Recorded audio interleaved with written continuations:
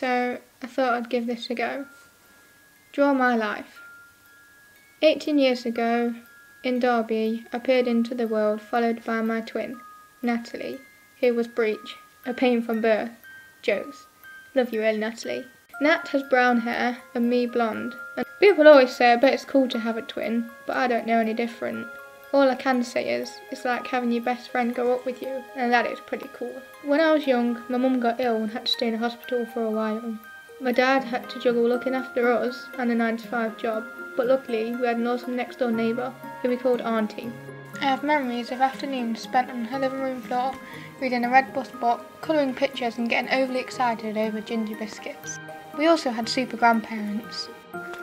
A lot of my favourite memories growing up were created at my grandparents' house in a village called Melbourne, where everyone seemed to know everyone.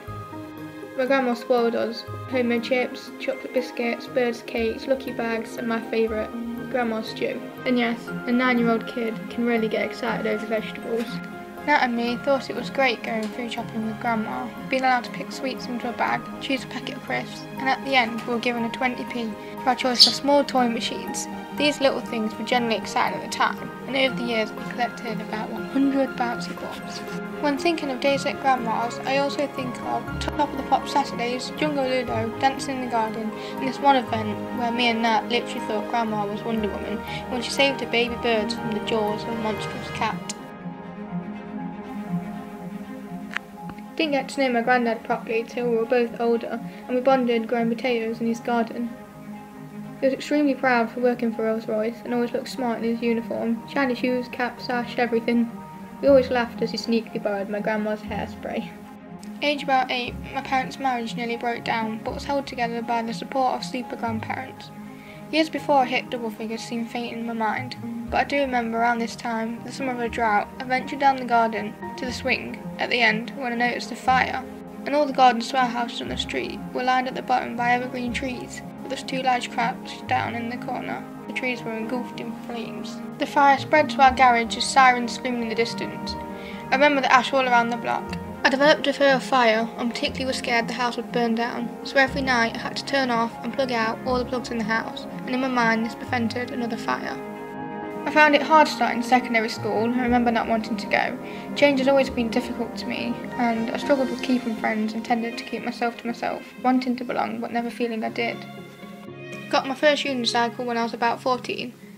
I get people who say not very nice things, but I've learned if you love something, stick at it, and if people hate you for it, then that's their problem, not yours. Unicycling is still a big part in my life. You gotta do what you love. I have good memories of having sleepovers in my sister's room.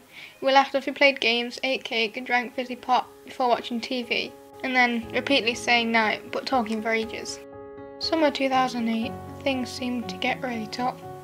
Super Grandma got ill and was in and out of hospital before being diagnosed with the one word no one wants to hear.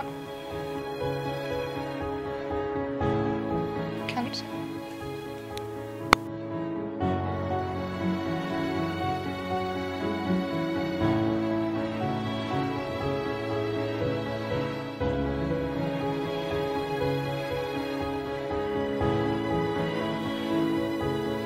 I didn't understand how this would happen to someone who'd never said a bad word against anyone. My life previously a flat piece of paper ready to be written on, now a crumpled board. Months after, my granddad also got ill, and he too was in and out of hospital. Eventually he was diagnosed with dementia, which made him irritated and angry. It was hard seeing them so ill. Things were tough at home with all the stress, and argument after argument echoed off the walls. It really was upsetting seeing your role models in life ill and in pain.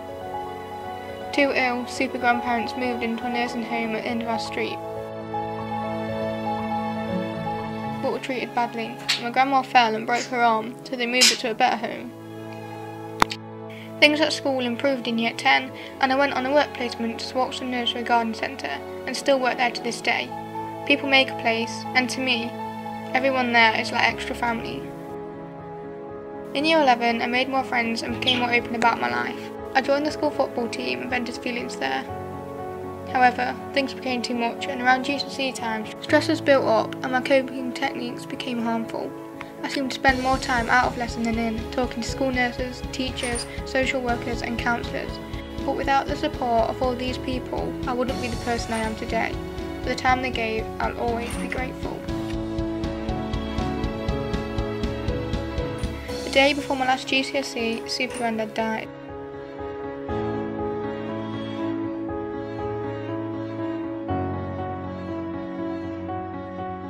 My grandma gave me a locket, and I realised memories are treasures, and I know the people are gone, the memories are mine forever. Little things like the locket mean a lot to me. 6 months after my granddad, on Boxing Day 2010, my grandma died.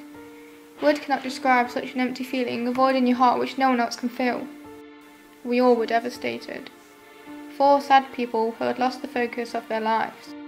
My grandparents had always been such a big part in my life, and I felt lost with them gone. I was sad and struggled with anxiety and didn't know what I was doing with my life. At this time, however, I developed some stronger friendships, and to me, friendship truly is worth more than anything money can buy. I found the world of photography and got my first proper camera, plunging myself into music, art, unicycling and pictures. During sixth form, my anxiety became an even bigger problem for me, and I struggled presenting PowerPoints and stuff like talking in front of the class, often running away instead. I got a new counsellor and she's great. I learnt talking about things really does help, and I learnt new ways to express my emotions. I started writing a diary and wrote poetry. Year 13, I took part in a skydive raising £1,200 for teenagers with cancer. To help raise money, I had a house party. Somebody, mentioning no names, Natalie, got so drunk they practically passed out. But it was awesome, and I was amazed at how many people got behind me.